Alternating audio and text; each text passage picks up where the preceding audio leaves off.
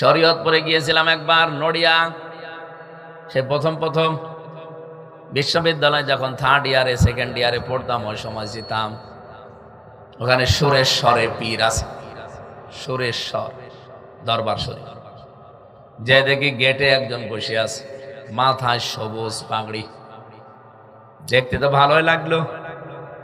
সালাম দেওয়ার পরে আমারে বলছে, হুজুর আমার মাথায় পাগড়ি দেখে আপনি ভুলে যাবেন না, ভেতরে যে বাবা আছে ও বাবা কিন্তু একেবারেই ন্যাংটা।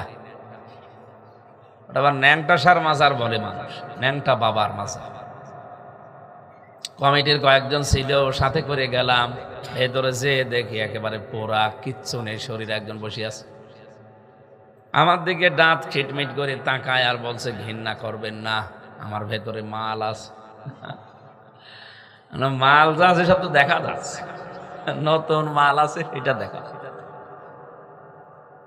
বাইরে তাকিয়ে দেখলাম কত মানুষ, ডিসি, এসপি, এমনকি ডিআইজি, আইজি, এমনকি মন্ত্রী, এমপি, তাদের স্ত্রীরা ছেলে নিয়ে, মেয়ে নিয়ে, বেটার বউ নিয়ে এসেছে ওই বাবার দোয়া নেওয়ার জন্য। কত মানুষের শুনেছি নাকি ছেলে মেয়ে হয় না, ওখানে বাবার কাছে দোয়া চাইতে যায়। এই যে মানুষগুলো দোয়া চাইতে যাচ্ছেন, আমার নিষেধ নেই, কিন্তু এই বিশ্বাস যদি করেন যে বাবা সন্তান দিতে পারে, তখন আপনি শিরিক করে ফেলেছেন। এটা বুঝলেন নাকি আরো ওয়াজ করা লাগবে? হ্যাঁ।